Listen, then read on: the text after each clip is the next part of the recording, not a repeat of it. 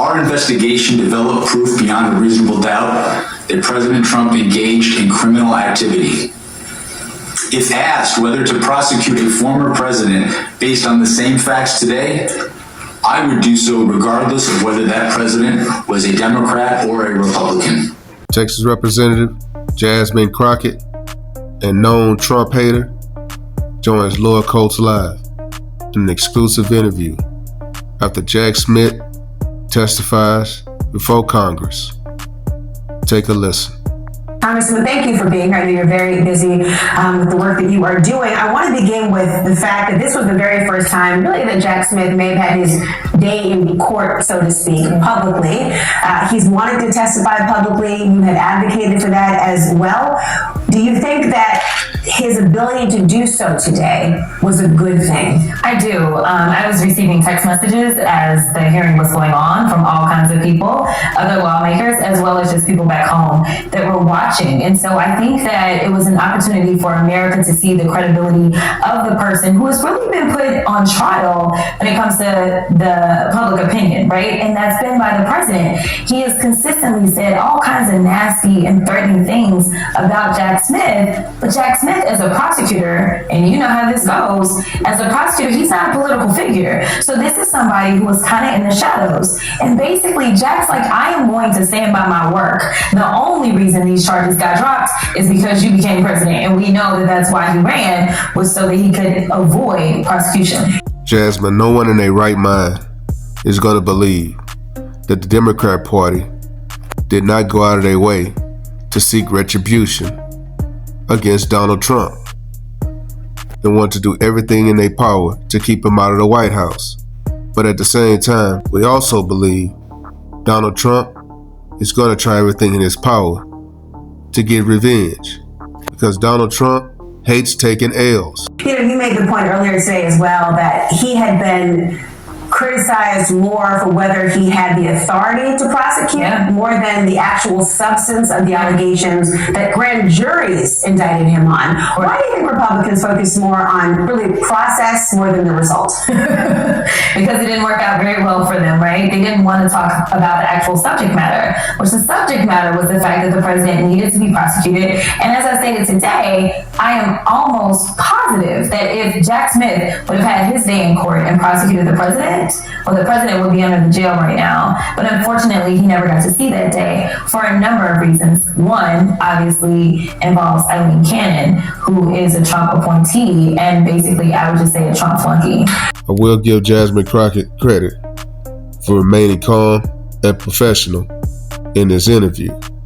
But with all due respect, Donald Trump got exactly what he wanted. He's back in the White House. The problem is the Democrats are so frustrated because they spent all that time, money, and energy, and it didn't change anything. Donald Trump still, like I said, got back into that top chair. Obviously, she is the judge who still has a remaining kind of gag order on the classified documents report out of Mar-a-Lago, so he was constrained to some degree of what he could actually say. Many believe there was a perjury trap that was already being set from his presence, and also would he violate that order and get himself in hot water? Even without that, though, President Trump is calling for him to be prosecuted. In a long line of people, he's already called to be prosecuted. Your reaction? Correct. Just like most of the other prosecutors that he's gone after, who are sound prosecutors that went after not the president, but they followed the evidence, and the evidence led them to this idea or the conclusion that the president is a criminal. And let me remind people, he is a 34-count convicted felon who was convicted by a jury of his peers. And so I know that Jack Smith is really tight on this. You know, I sat in a closed door deposition that he delivered where he talked about Volume 2 and basically said, I'm not allowed to speak about that because of an order, right? And so they were consistently trying to get him even behind closed doors. And so he's been very careful and methodical, like a good prosecutor would be. And regardless of whether or not he respects Eileen Cannon as a judge or respects her lack of ability to process things in the way that we would expect of a jurist, he still respects the law. And that is the one thing that I want people to understand is they were going after him and saying that this was nothing but a witch hunt and that it was weaponization. In the midst of all this drama, he's still saying that this rogue judge has a court order and he's abiding by that. That tells you everything that you need to know about who he is.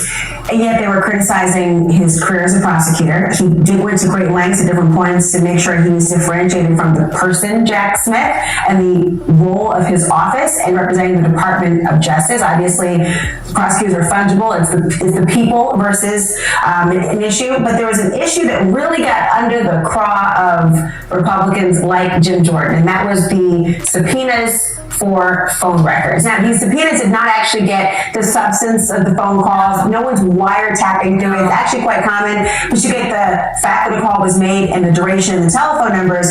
But there's also a point about confidential sourcing and the payment. Did either of those 2 points, either in the first time you heard him behind closed doors or now, do you think that impacts his credibility? No, absolutely not. The fact that he got toll records. Remember when the Senate decided to add in, when they reopened the government, $500,000 payments? Mm-hmm. Now, can you imagine that basically you decided that you were going to be on a phone call with a criminal, a defendant, right? And basically, as they are trying to develop their case and they are trying to figure out like who was where, making what phone calls and to who and to how, that's all they were, was toll records. These were not wiretaps, right? Interestingly enough, today I also dealt with MLK and the declassification of those documents, and we were talking about Hoover and how Hoover tapped MLK's phones, right? Like, this is what the federal government did. And I also that's the substance of the call, not just the existence. Exactly, not just the existence, right? But we know that this federal government, as they said that, oh, this was a weaponization by this rogue DOJ under the Biden-Harris administration, which is very weird too, because, you know, Biden was coming in with all of this. But nevertheless, and this was a special appointed prosecutor, right? But the idea that they have the audacity to make these arguments in a time in which ICE, of all organizations, has decided that they are going to spy on people. That is crazy. Like, you're mad that somebody sees that you made a phone call, yet you have nothing to say about, especially on today, where we went through our funding bill and you increased the funding to ICE. ICE is now the 5th largest funded military in the world. That is crazy. And they are consistently violating people's constitutional rights. That's not a violation of your constitutional rights whatsoever. No one is really going to know if Jack Smith was assigned to try to do everything in his power to throw Donald Trump under the jail. But raise your hands if you believe that if the Democrats gain power in the House and the Senate, that they're not going to try to impeach Donald J. Trump. How many people believe they won't do that to seek retribution? Drop a comment. Like, comment, subscribe. Follow God, not culture.